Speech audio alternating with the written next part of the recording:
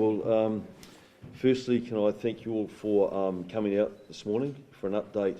You would have seen that the area had a red rain warning. I arrived here at 3 o'clock yesterday.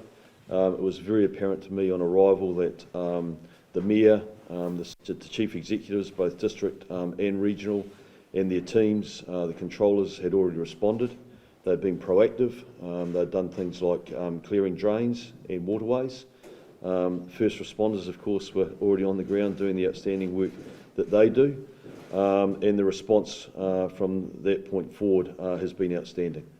I'd just like to say that as a country, we're going to continue to be hit with these weather events. The reality of it is, it's the way we respond. And I have to say that the response down here, like I said, has been gold standard and outstanding. Obviously, through the night, at about 11:55, the Mayor decided to put Dunedin, specifically sort of with a focus on Dunedin South, into a local state of emergency. Without a doubt, that was the right decision. That meant that people that didn't want to self-evacuate, it then triggers powers to be able to get people out of their houses and out of harm's way. The whole focus, of course, from day one, from minute one, is always on public safety. And like I said to you, from first responders to our CDM teams to the volunteers, last night we went and checked the evac centres. I went up to St Clair's golf club. I want to acknowledge Annette and all the volunteers up there who had responded. They had 50 stretchers out. There was about 30 people that arrived there needing assistance, and then of course we visited the outstanding team at Forsyth Bar who were providing assistance to those that were evacuating as well. So I just want to acknowledge the Mayor, the Chief Executives, their teams, Matt, Chris, all of our first responders. It's been an outstanding response. It is not over. This rain is going to continue. It is forecast to continue and to remain red through to about 9 o'clock tonight. So please, everyone, keep checking websites, keep checking the updates, follow the instructions that were given. I have to say that the community has responded very well to the instructions that were given in terms of only necessary travel, stay at home, allow the experts to get on and do their work. I'm going to stand aside now and invite the Mayor to come forward, but I'll take any questions at the end. Thank you. Kia ora tātou. Thank you all for coming to hear about the situation. The situation, is quite significant out there, and there's still a heck of a lot of water on the surface. So through the night, the pumps and pipes coped well with the water when it wasn't at full deluge. And the problem is that once the rain is coming down very heavily, then that overwhelms the capacity of the pipes to get rid of it. So at various times, the water level dropped and then came back up again. So certainly it's been raining very heavily this morning. So I noticed driving here this morning along Forbury Road in particular, there's a lot of surface area, a lot of surface water, and the parks are well flooded. So there's not too many people that have been evacuated. Those that have been evacuated or have chosen to evacuate their house, leave their house, are warm and dry and well fed and well looked after. So that's been good. And the police conducted a door knocking exercise last night and checked on people, and most people wanted to stay right where they were and felt secure in the situation. So I think things are going as well as they can do in the circumstances, but we can't control that water from the sky.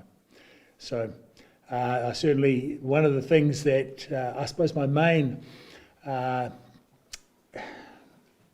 impression from the night was the resilience and determination of Dunedin residents. I was extremely proud of our community. There were people out there filling sandbags for other people, filling their cars, and in addition to that, everyone was calm and quiet and getting on with the job.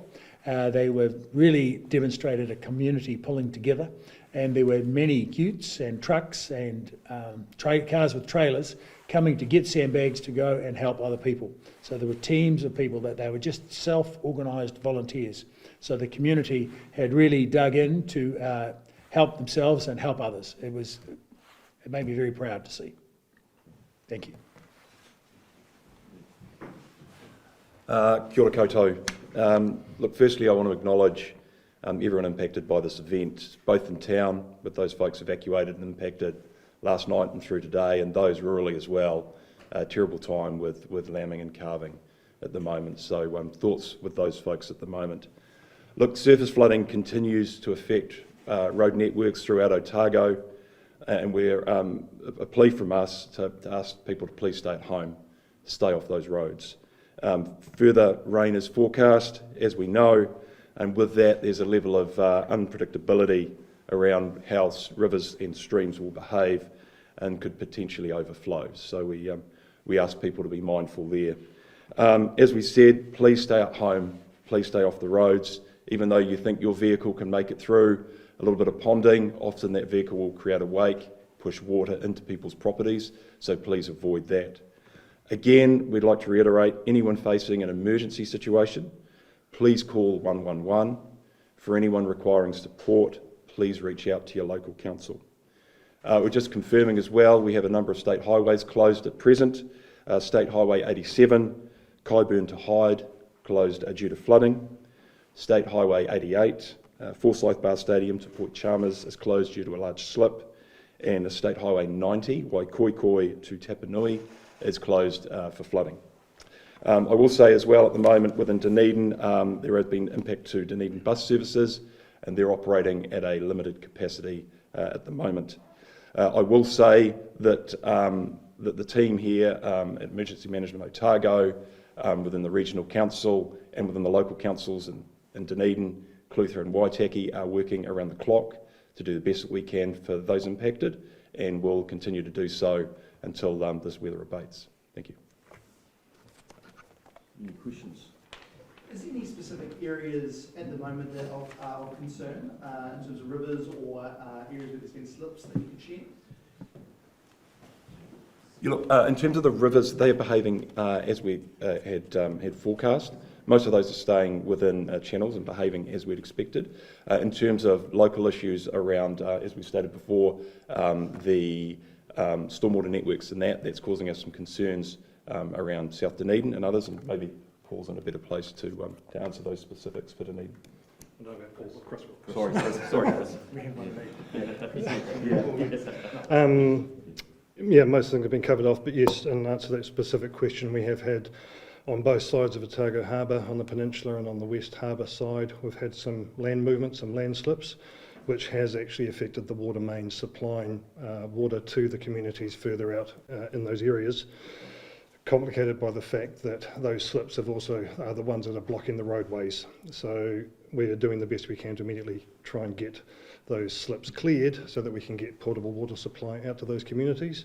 Want to reassure those communities that we do have water in the reservoirs at the moment out there, so there's no immediate problem, but we want people to conserve water to make sure that that water lasts as long as it can. We need to assess how long it's going to take us to repair that damage to the water pipes. So I'd just like to reiterate that message. Please conserve water, do as much as you can. Limit showering, limit any other water use as much as you can until we know how long that water will last. Obviously we've talked a lot about Dunedin, but any update further south and North Otago as well in terms of how they're coping at the moment? Yeah, so look, at the moment we're looking at a number of local road closures and impacts with surface flooding.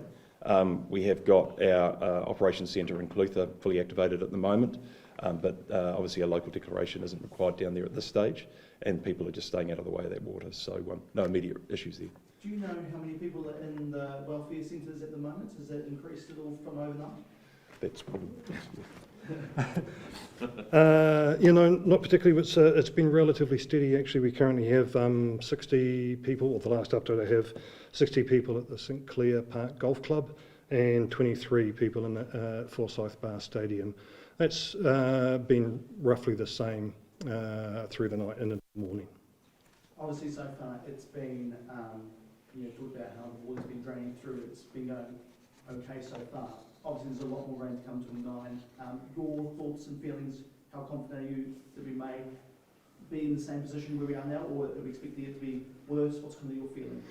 Well, normally we get something in the region 20 to 30 millimetres of rain for October. The last 48 hours we've had about 144 millimetres of rain so far in the last 48 hours. The network has held up very well, as has been mentioned. We've just received an updated forecast. There is rain through to 9 o'clock tonight, another 40 to 60 millimetres of rain with a couple of peaks between now and 12, and then another one later on early evening. We believe we're in a good state now. The rain, intensity doesn't look to be too bad, so I'm fairly confident that we should be able to make it through without any further problems or escalating any problems. Yeah. Do you expect any further evacuations? Not at the moment. Obviously, the way rivers and streams react, etc., is we're always keeping an eye on that kind of stuff. But at the moment, not expecting any. Is there any government support that will lead to help with what's going on here? Yeah, so obviously the Mayor, myself, the Chief Executives and the teams are focused right now on response.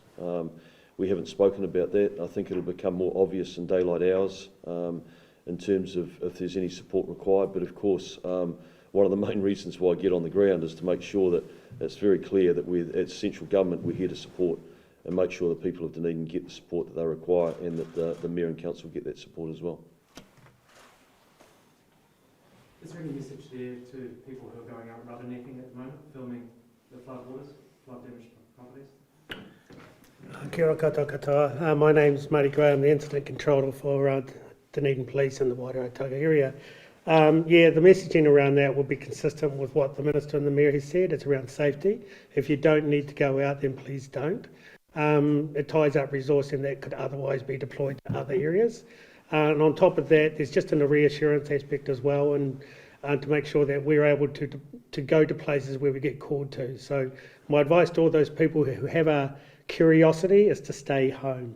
Look after yourselves and your families, and let the people go about their business.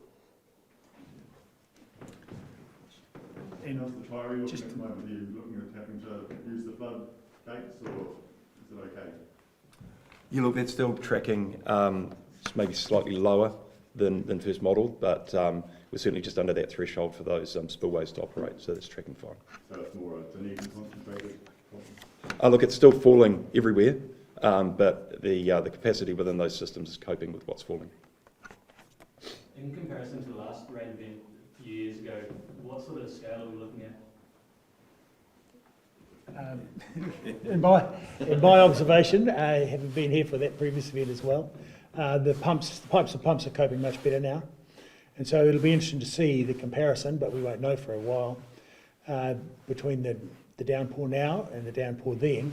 However, the amount of surface flooding is less, certainly at this stage. And if we get breaks in the weather, then the pumps can catch up, and that's the key. So hopefully so. And one of the things, just as far as the roads go, a lot of the areas with a lot of flooding in certain streets, they are closed and blocked off with road cones. So we're asking people obviously to stay out of those and to drive slowly through roads that are still open but do have floodwater on them, and Forbury Road being one of those, because of the wake from cars can slosh up through people's doorways that otherwise would not be getting water. So we just asked people to be considerate about that. But generally people have been going at a reasonable speed. And furthermore, there is quite, almost normal traffic out there, so people are still going to work and life is carrying on. So. Declaring the state of emergency when it did help? Well, I don't know. That'd be for a diagnosis later to know whether it helped or not, but I certainly think so. The number one thing that occurred thereafter for me was that the police went and door knocked on a range of threatened residents that we would perceive from the street were threatened, but in reality they were happy enough to stay right where they were. They had their own resilience preparations in place, and so they wanted to stay where they were. So far more people wanted to stay at home than wanted to be evacuated. So, which I suppose speaks to, the resilience of the community.